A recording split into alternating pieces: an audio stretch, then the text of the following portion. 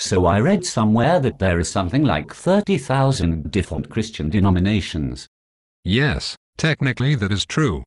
Although many of these are very closely related in terms of belief and just have slightly different institutional histories.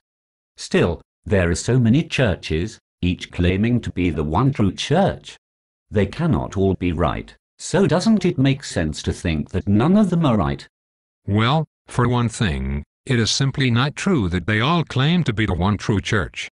Doesn't the Catholic Church say it is the only true church?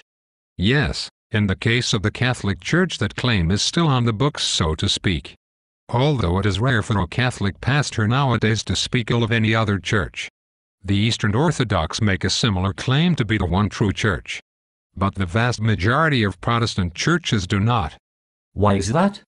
The Roman Catholic and Eastern Orthodox churches emerged out of the East-West split in the 11th century of what used to be one universal church, tracing its origins in an unbroken chain back to the Apostles.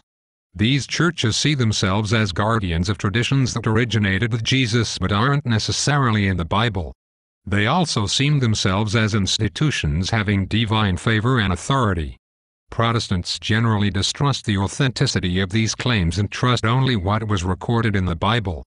But don't all churches believe that what they teach is true?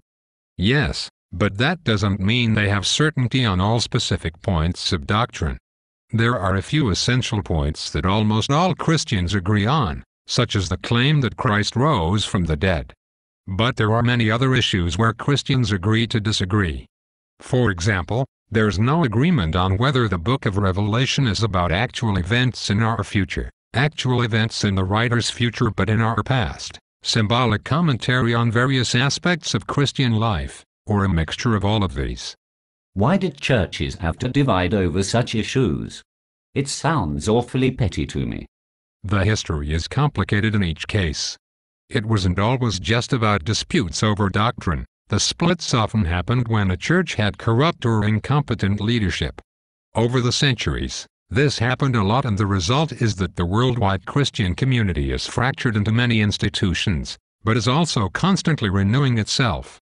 When a person is part of a denomination, are they obligated to believe everything that denomination teaches?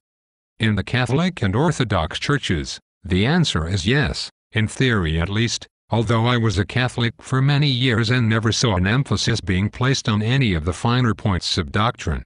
What about in Protestant churches? There are some small fundamentalist groups out there claiming that their small sect has a monopoly on the truth, and anyone daring to disagree or leave the group is made to feel that their soul is in great peril. The Amish and the Mormons have this reputation, although I cannot personally speak to that. But the larger Protestant denominations are not like that in my experience. Which ones specifically? I've been part of United Methodist, Presbyterian, and Vineyard congregations over the years. And in those places I found a tolerance and respect for differing beliefs on the various questions that are controversial among Christians.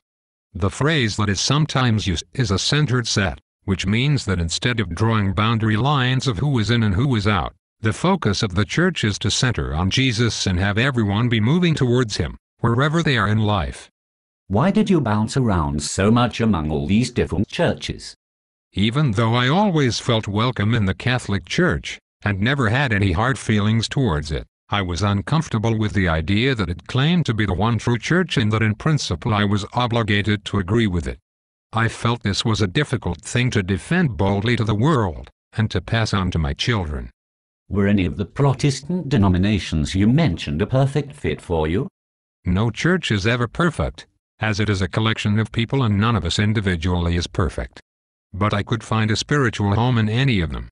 As I've moved around geographically over the years, I've looked for places where my family and myself could best grow closer to God, and the choice usually had more to do with the local congregation and the pastor than the national institutions of a denomination, and the subtle differences in their stated beliefs.